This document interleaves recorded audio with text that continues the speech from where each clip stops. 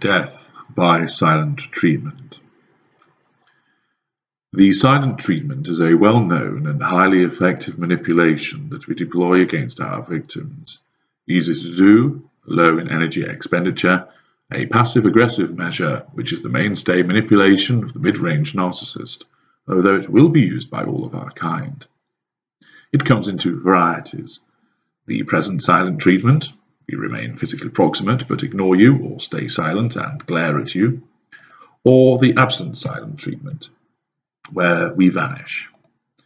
The former is excellent at drawing fuel and asserting control, whilst the latter achieves both those aims and allows us to take effectively a time out and use that time to court an alternative source, invariably unbeknown to you.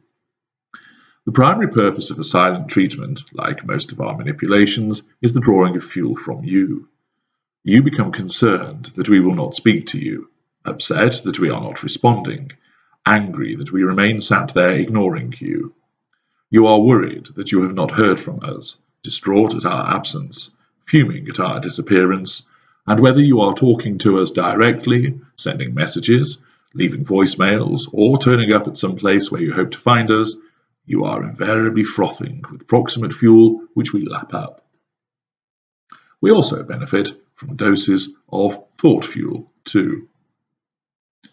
Whilst that is the instinctive aim of the silent treatment in its many forms, from icy glare, cold shoulder, incredible sulk, invisible person through to the ghost, what is actually going through our mind when it is deployed? What is behind the statement above that the use of the silent treatment is our way of killing you? A silent treatment appears most often as an instinctive manifestation of cold fury as a consequence of you wounding our kind. It may also be used by the higher functioning of our kind as a standalone measure when there is no wounding and is part of a calculated response designed to further our aims. Thus, the lesser narcissist, whilst far more prone to applying heated fury, is wounded by a perceived criticism, and therefore sits silently staring at the television as his ignited cold fury manifests, and you keep providing fuel as you ask him what is wrong. Eventually, the provision of your fuel will heal the wound you have caused, and the fury abates, and he will just turn and talk to you as if nothing has happened. Whilst he is sat there ignoring you, his present silent treatment arises because he wishes you dead as a consequence of your traitorous behaviour in criticising him.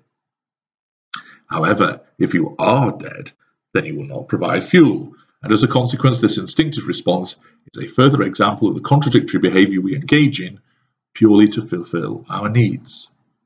The lesser wishes you dead. However, he also needs your fuel. If you are dead, there is no fuel. Of course, there are occasions where the lesser loses control and lashes out, and actually will kill as a consequence. Where that does not happen, your figurative death is still desired, but your fuel must also be gathered. Accordingly, a silent treatment satisfies both of these diametrically opposed consequences.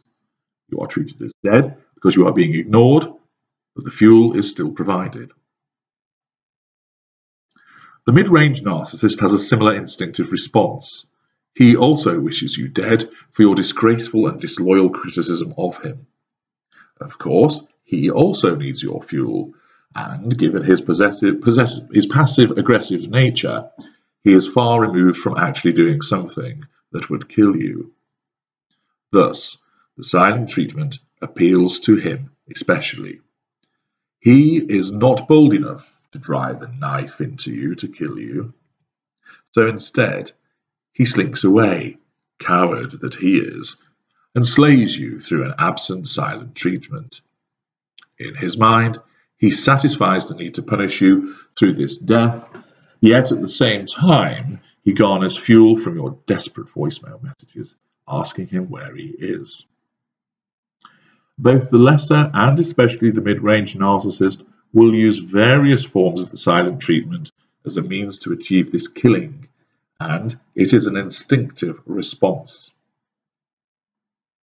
The greater narcissist rarely uses the silent treatment in an instinctive way. Instead, the greater recognizes its effectiveness from the perspective of using it in a calculated method by which manipulation can be achieved. He will use a brief silent period for the purposes of testing someone, even though he is not wounded.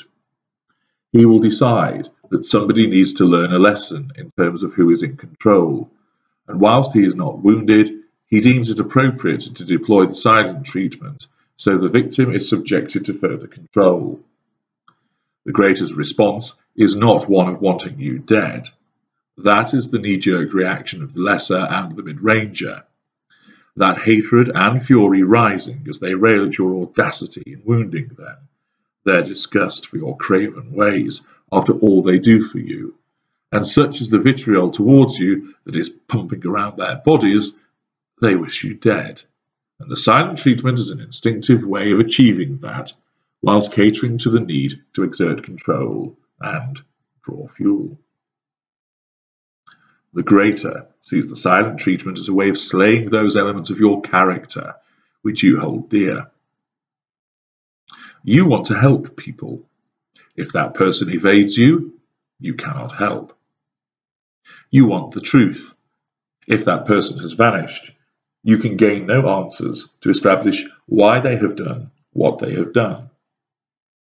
You wish to give them love, but you cannot, because they have ghosted you and left you feeling pain instead. You want to listen and ascertain what the problem is, yet if we will not talk to you, how can you do that? It is also extremely effective against empathic people. It absolutely gets under the skin of most empathic people. True, there will be some who, after a time, realize what it is, and in turn embrace the respite that comes with such a silence, and they do not react to it. Indeed, they enjoy the silence. However, most empathic individuals hate it.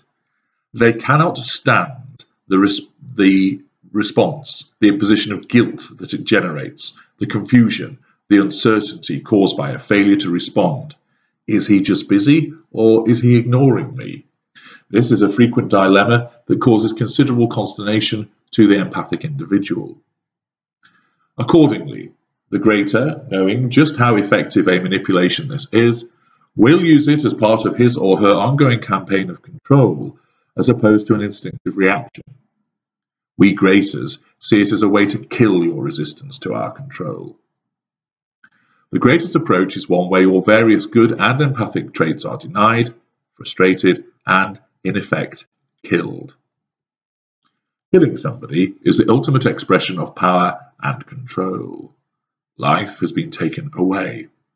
Whilst it cannot be denied that our kind do kill, it is, in the scheme of our numbers, rare.